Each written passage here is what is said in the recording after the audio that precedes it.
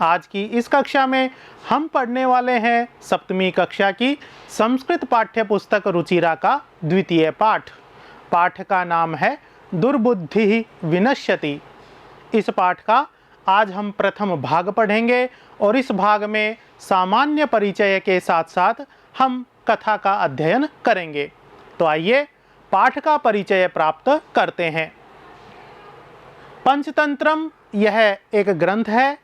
इसी ग्रंथ से यह कथा ली गई है, दुर्बुद्धि विनश्यति। और इस ग्रंथ के लेखक कौन हैं? इस ग्रंथ के लेखक हैं विष्णु शर्मा। पंचतंत्रम इस पद का अर्थ है पंचानाम तंत्राणाम समाहारः, अर्थात 5 तंत्रों का समाहार अथवा संग्रह। यहाँ पर तंत्रम इस पद का तात्पर्य है विभाग। तो पंचतंत्रम इस ग्रंथ में 5 तंत्र अथवा विभाग हैं। कौन कौन से हैं? पहला है मित्र भेद है, इसी प्रकार मित्र लाभ है, संधि विग्रह, चौथा है लब्ध प्रणाश है और अंतिम अपरीक्षित कारकम। इन 5 तंत्रों में यह ग्रंथ विभाजित है और इसी के आधार पर ग्रंथ का नाम रखा है पंचतंत्रम। यह ग्रंथ पशु पक्षियों की कथाओं का एक संग्रह है। इसमें जितनी भी कथाएं निहित हैं वो सभी मनोरंजक होने के साथ साथ हमें कोई ना कोई शिक्षा भी प्रदान करती हैं। भले ही इसमें पशु पक्षियों की कथाएं हैं, किंतु किसी न किसी रूप में ये हम मानवों को उपदेश देती हैं। इसी प्रकार की एक कथा यहाँ पर ली गई है, दुर्बुद्धि विनश्यति। दुर्बुद्धि विनश्यति, इसमें 2 पद हैं। पहला पद है दुर्बुद्धि, इसका विग्रह है दुष्टा बुद्धि यस्य सह, अर्थात दुष्ट है बुद्धि जिसकी वह, दुष्ट बुद्धि वाला। इसी तरह दूसरा पद है विनश्यति, और विनश्यति यह पद वि उपसर्ग पूर्वक णश धातु के लट लकार के प्रथम पुरुष के एक वचन का रूप है और इसका अर्थ होता है नष्ट हो जाता है। इस कथा का उपदेश क्या है? इस कथा का उपदेश है अनवसरे, बिना अवसर के भाषणेन बोलने से सर्वनाशः भवति, सर्वनाश हो जाता है। इति कथायाः उपदेश है, यह कथा का उपदेश है। तो बिना अवसर के बोलने से किस प्रकार सर्वनाश होता है, यह हम कथा को पढ़ने पर जानेंगे। तो आइए कथा में प्रवेश करते हैं। कथा में प्रवेश करने से पहले पुस्तक में एक चित्र दिया हुआ है जो इस कथा के बारे में हमें बहुत कुछ बताता है। तो आइए पहले हम चित्र के विषय पे चर्चा करते हैं। इस चित्र में एक तालाब है। उस तालाब में कछुआ, मछली इत्यादि जीव हैं। तालाब के पास में ही 2 हंस अथवा हंसों का एक जोड़ा बैठा हुआ है।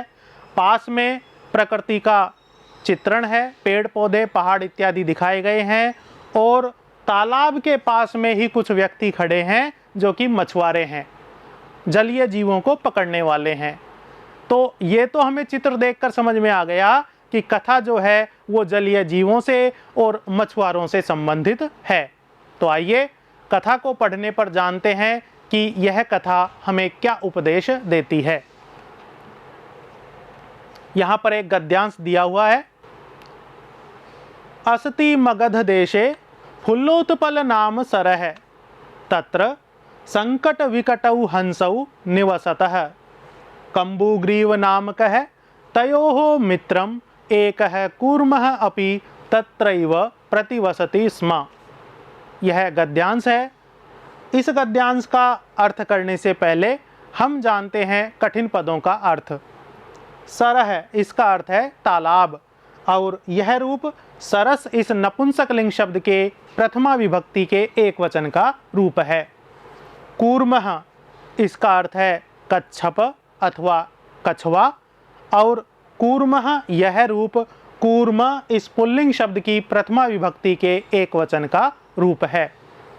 तत्रैव, इसका अर्थ है वहीं पर, और यहाँ पर वृद्धि संधि है।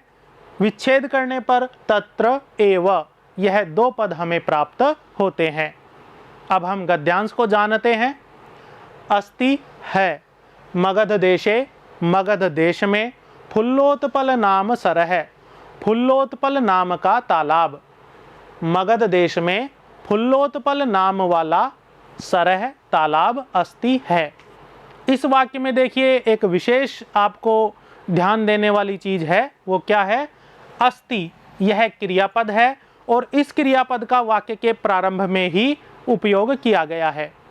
संस्कृत भाषा के अलावा शायद किसी अन्य भाषा में आपको ऐसा देखने को नहीं मिले कि क्रियापद के द्वारा सामान्य वाक्य की रचना होती हो, लेकिन संस्कृत भाषा में क्रियापद के द्वारा भी वाक्य रचना होती है, वाक्य का प्रारंभ होता है। ऐसा हम गद्य भागों में पढ़ने को देखते हैं। दूसरी चीज, अस्ति इस क्रियापद का अर्थ है।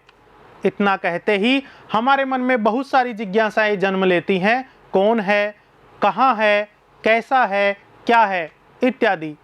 तो कवि की ये प्रतिभा है कि श्रोताओं को अथवा पाठकों को है इस क्रियापद के द्वारा अपने आप ही कहानी से वो जोड़ देता है। कथा में ऐसा लगता है जैसे पढ़ने वाला खुद ही उसका एक पात्र हो और सभी प्रकार की घटनाएं उसी के सामने चल रही हों, ऐसा उसको अनुभव होता है। तो ये दोनों ही विशेषताएं इस अस्ति पद के कारण कथा में हैं। आगे देखते हैं। तत्र, वहाँ पर, संकट विकटौ हंसौ, संकट और विकट नाम वाले हंसौ, दो हंस, हंसौ में द्विवचन है इसलिए दो हंस, उनके नाम क्या थे? संकट और विकट नाम वाले दो हंस निवसतः रहते हैं। निवसतः यह क्रियापद है और यह भी द्विवचन का क्रियापद है, वर्तमान काल का बोध कराता है। कंबुग्रीव नामक है, कंबुग्रीव नाम वाला, तयोहो उन दोनों का, उन दोनों हंसों का, मित्रम मित्र, सखा दोस्त, एक है कूर्मः अपि, एक कछुआ भी, तत्रैव वहीं पर, प्रतिवसति इसमें रहता था। यहाँ पर प्रतिवसति यह क्रियापद लट्लकार का है, किंतु लट्लकार के क्रियापद के साथ यदि स्मय शब्द का प्रयोग होता है तो वो हमें भूतकाल का अर्थ देता है। प्रतिवसति स्मय, रहता था। आगे पढ़ते हैं। अथ एकदा धीवराः तत्र आगच्छन् ते अकथयन् वयं श्वः मत्स्यकूर्मादीन् मारयिष्यामः। एतत् श्रुत्वा कूर्मः अवदत्, मित्रे, किं युवाभ्यां धीवराणां वार्ता श्रुता? अधुना किम अहम करोमि? यह गद्यांश है। इस गद्यांश के कठिन पदों का अर्थ है धीवराः, इसका अर्थ है मछुआरे, और धीवराः यह पद धीवर इस पुल्लिंग शब्द के प्रथमा विभक्ति के बहुवचन का रूप है। श्वः आने वाला कल। इसी प्रकार बीते हुए कल के लिए संस्कृत में क्या शब्द है? हयः अर्थात बीता हुआ कल। मत्स्य है अर्थात मछली। यहाँ पर मत्स्य कूर्मादीन, समास में मत्स्य शब्द कूर्म इत्यादि पदों के साथ जुड़ा हुआ है, लेकिन पृथक रूप से मत्स्य है, इसका अर्थ है मछली। मित्रे, इसका अर्थ है हे मित्रों। मित्रे यह संबोधन के द्विवचन का रूप है। जब हम किसी को संबोधित करते हैं तो वहाँ पर संबोधन का रूप काम में आता है। सप्तमी विभक्ति के बाद संबोधन के रूप हम पढ़ते हैं। अधुना इसका अर्थ है अब, और यह अव्यय है। ये पदों के अर्थ थे। अब हम गद्यांश के अनुसार कथा को जानते हैं। अथ इसके बाद, एकदा एक बार, धीवराः मछुआरे, तत्र वहाँ पर, कहाँ पर? उस तालाब पर, आगच्छन् आ गए। ते अकथयन, ते वे लोग, अकथयन कहने लगे। क्या कहने लगे? वयम हम लोग, श्वः आने वाले कल को, मत्स्य कूर्मादीन मछली कछुए इत्यादि जीवों को मारयिष्यामः मारेंगे।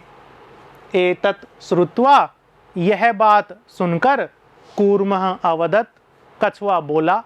किनसे बोला? अपने दोनों मित्रों से बोला। क्या बोलता है?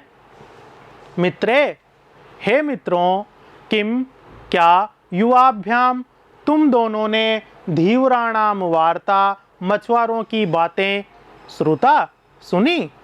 क्या तुम दोनों ने मछुआरों की बातें सुनी? अधुना, अब, अहम किम करोमि, मैं क्या करूं? कछुआ चिंतित हो गया, क्योंकि उसे पता था उसके मित्र तो यहाँ से उड़कर किसी दूसरी जगह चले जाएंगे, लेकिन कछुआ उड़ने में असमर्थ था, उसकी गति भी धीमी थी, तो निश्चित रूप से कल उसकी मृत्यु होगी। इस विषय को सोचकर वो चिंतित था। इसीलिए वो हंसों से पूछता है कि अब मैं क्या करूं। आगे पढ़ते हैं। हंसौ अवदताम, प्रातः यदुचितम तत्कर्तव्यम। कूर्मः अवदत्, कछुआ बोला, मैवम तद यथाहम अन्यम हृदम गच्छामि तथा कुरुतम। हंसौ अवदताम, आवाम किंकरवाव। कूर्मः अवदत्, अहम युवाभ्याम सह आकाशमार्गेण अन्यत्र गंतुम इच्छामि। यह कछुआ बोला। इस गद्यांश में आए हुए कठिन पदों का अर्थ जानते हैं। मैवम, इस पद का अर्थ है ऐसा नहीं, और यहाँ पर वृद्धि संधि है। संधि विच्छेद करने पर हमें यहाँ पर मा एवं, ये दो पद प्राप्त होते हैं। हृदम, इसका अर्थ है गहरे तालाब को। बच्चों, पुस्तक में केवल तालाब को यह अर्थ दिया हुआ है, और तालाब के लिए हम शुरू में ही पहले ही वाक्य में सरह, इस पद का प्रयोग पढ़ चुके हैं। लेकिन यहाँ पर कवि की लेखनी की प्रतिभा देखिए और कछुए की बातों को देखिए कि सरह जहाँ पर सामान्य तालाब का बोध कराता है, कम गहरे और कम विशाल तालाब का बोध कराता है, वहीं हृदय, यह शब्द हमें गहरे और विशाल तालाब का बोध कराता है। ऐसे अर्थबोध के लिए, पदों के प्रयोग के लिए हमें संस्कृत के शब्दकोश का सहारा लेना चाहिए। और हृदम, यह रूप हृदय इस पुल्लिंग शब्द के द्वितीय विभक्ति के एक वचन का रूप है। अन्यत्र, इसका अर्थ है दूसरी जगह, और यह अव्यय पद है। इच्छामि, इसका अर्थ है चाहता हूं, यह वर्तमान काल की क्रिया है। गद्यांश अब हम समझते हैं। हंसौ अवदताम, दोनों हंस बोले। प्रातः, सुबह, यद उचितम, जो उचित होगा, जो अच्छा लगेगा, तत्कर्तव्यम, वह हम करेंगे। कूर्मः अवदत्, कछुआ बोला, मैवम, ऐसा नहीं है, ऐसा नहीं है। क्या नहीं है? तद, तो, यथा, जिस प्रकार से, अहम, मैं, अन्यम हृदम, किसी दूसरे गहरे तालाब पर, गच्छामि, चला जाऊं, पहुंच जाऊं, तथा वैसा ही, कुरुतम, करो, कोई उपाय करो। ऐसा मत कहो कि सुबह देखेंगे, नहीं, कोई ऐसा उपाय करो जिससे मैं किसी दूसरे तालाब पर पहुंच जाऊं। हंसौ अवदताम, दोनों हंस बोले। आवाम किंकरवावै, आवाम, हम दोनों, किंकरवावै, क्या करें? कूर्मः अवदत्, कछुआ बोला, अहम युवाभ्याम सह, अहम अर्थात मैं, युवाभ्याम सह, तुम दोनों के साथ, आकाश मार्गेण, आकाश मार्ग से, अन्यत्र, दूसरी जगह पर, गंतुम इच्छामि, जाना चाहता हूँ। यह कछुए ने उन दोनों मित्रों के सामने अपनी इच्छा बताई। आगे क्या होता है? हंसौ अवदताम, अत्र कः उपाय है? कच्छपः वदति, युवाम काष्ठदंडम एकम चंच्वा धारयताम। अहम काष्ठदंड मध्ये अवलंब्य युवयोः पक्षबलेन सुखेन गमिष्यामि। इस पद में आए हुए पदों का अर्थ जानते हैं। काष्ठदंडम, इसका अर्थ है लकड़ी के दंड को, लकड़ी के टुकड़े को, और यह रूप काष्ठदंड इस पुल्लिंग शब्द की द्वितीय विभक्ति के एक वचन का रूप है। चंचवा इसका अर्थ है चोंच से, जो चोंच होती है उससे। इसमें चंचू यह स्त्रीलिंग का शब्द है और चंचवा यह तृतीय विभक्ति के एक वचन का रूप बनता है। अवलंब्य इसका अर्थ है लटक कर, यह अव्यय है, ल्यप प्रत्यय का रूप है। पक्ष बलेन इसका अर्थ है पंखों के बल से, और यह रूप पक्ष बल इस नपुंसक लिंग शब्द के तृतीय विभक्ति के एक वचन में बनता है। अब हम गद्यांश का अर्थ जानते हैं और कथा को पढ़ते हैं। हंसऊ दोनों हंस अवदताम बोले। क्या बोले? अत्र इसमें कह उपाय है, क्या उपाय है कि तुम दूसरी जगह तो जाना चाहते हो, लेकिन क्या उपाय है? कुछ उपाय है तुम्हारे पास? कच्छप है वदती, कछुआ बोलता है, कछुआ उपाय बताता है। क्या बताता है? युवाम तुम दोनों, एकम काष्ठदंडम एक लकड़ी के टुकड़े को, चंचवा चोंच से, धारयताम धारण करो, पकड़ लो। अहम और मैं, काष्ठदंड मध्य लकड़ी के टुकड़े के बीच में, अवलंब्य लटक कर, युवयो हो तुम दोनों के, पक्ष बलेन पंखों के बल से, तुम दोनों के पंखों की शक्ति से, सुखेन आराम से, गमिष्यामि चला जाऊंगा, दूसरी जगह पहुंच जाऊंगा।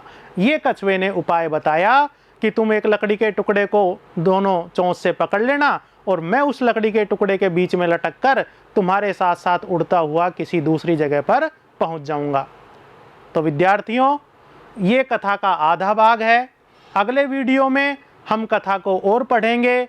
मिलते हैं अगले वीडियो में। धन्यवाद।